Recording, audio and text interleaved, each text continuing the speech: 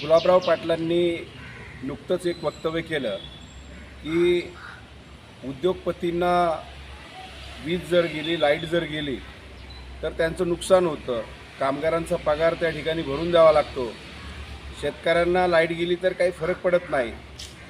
या राज्यामध्ये उद्योगपती महत्त्वाचे आहेत, शेतकरी म्हणजे किड्यामुंगीपेक्षा वाईट आहे।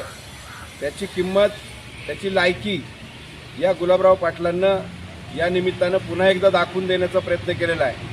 म्हणजे या राज्यातील शेतकऱ्यांबद्दल या सरकारची मानसिकता काय आहे हे याच्यावरून या ठिकाणी कळतं। मला गुलाबराव पाटलांना सांगायचं आहे की उद्योगपती असू, मंत्री असू, कोणी बाबासाहेब असू, या सगळ्यांना खाऊ घालण्याचं काम आमचा शेतकरी बळीराजा त्या ठिकाणी करत असतो।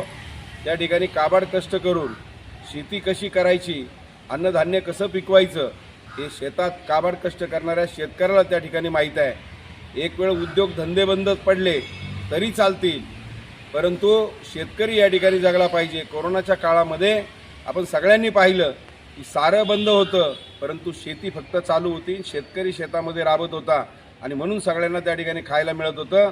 या सरकारची मानसिकता याच्यावरून आपल्या लक्षात येते की शेतकऱ्याला तुच्छ लेखण्याचं काम या गुलाबराव पाटलाच्या वक्तव्यावरून आपल्याला लक्षात येतं। मला त्यांना एकच सांगायचं आहे, तुम्ही जर अशा पद्धतीनं शेतकऱ्याच्या बाबतीमध्ये अशा पद्धतीचं जर तुमचं वक्तव्य असेल तर मग मात्र या राज्यातला शेतकरी या सरकारला त्याची लायकी दाखवून दिल्याशिवाय राहणार नाही। कारण मला गुलाबराव पाटलांना सांगायचं आहे, पाण्यामध्ये शेतामध्ये काम करत असताना कांदा लागवड असेल ही पाण्यामध्येच करावी लागते, किंवा भाताची लागवडसुद्धा पाण्यामध्येच करावी लागते, अनेक पिकाची लागवड ही पाण्यामध्ये करावी लागते।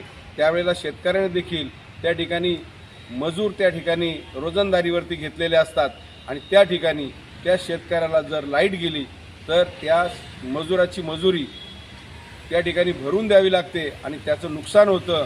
याची थोडी तरी लाज आपल्याला असली पाहिजे आणि आपण अशा पद्धतीने बेजबाबदारपणे वक्तव्य करून उद्योगपतींची बाजू घेऊन शेतकऱ्यांची अवहेलना या ठिकाणी करतात, याचा तमाम शेतकऱ्यांच्या वतीनं मी या ठिकाणी जाहीर निषेध करतो।